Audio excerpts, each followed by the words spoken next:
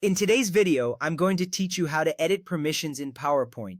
This process is essential for controlling who can view or edit your presentations. Let's dive right in. First, open your presentation in the PowerPoint desktop application. Upon launching the application, you will see the familiar interface. Your recent presentations will likely appear on the home screen. Click on the file you want to edit. If it's not listed, navigate to the Open option and browse to find your presentation. Opening the correct file is crucial as it ensures you apply permission settings to the intended document.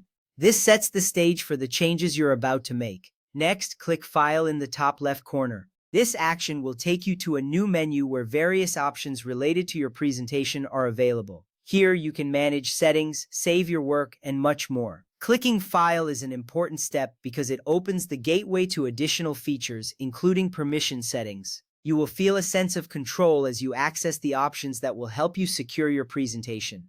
From there, select Info from the sidebar menu. You will notice various details about your presentation, like its size and the last modified date. This section is where you can manage permissions. Selecting Info is vital because it gives you access to the security settings that will help protect your work.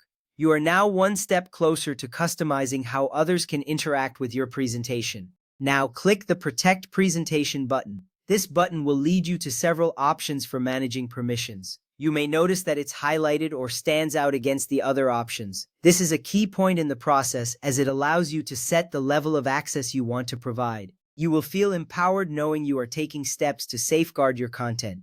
Once that is done, you will see several permission options available to you.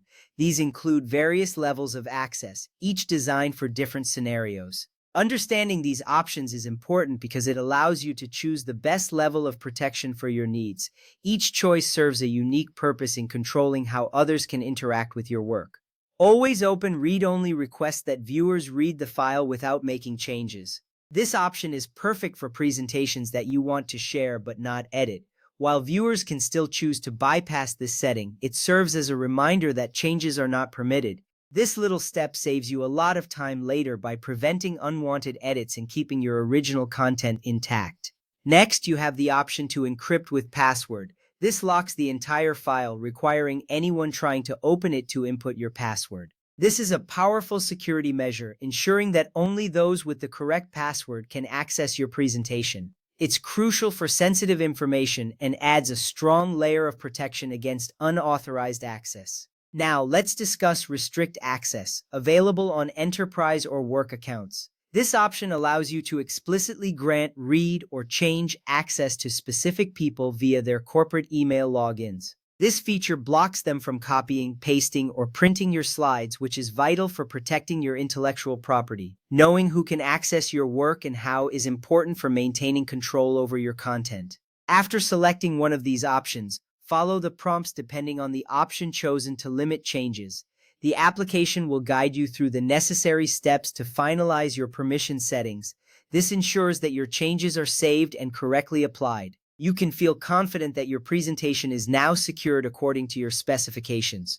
With these steps completed, you have successfully edited permissions in PowerPoint. You have taken important measures to protect your presentation and control who can view or edit it. Remember, having these options at your disposal is crucial for maintaining the integrity of your work. Thank you for watching.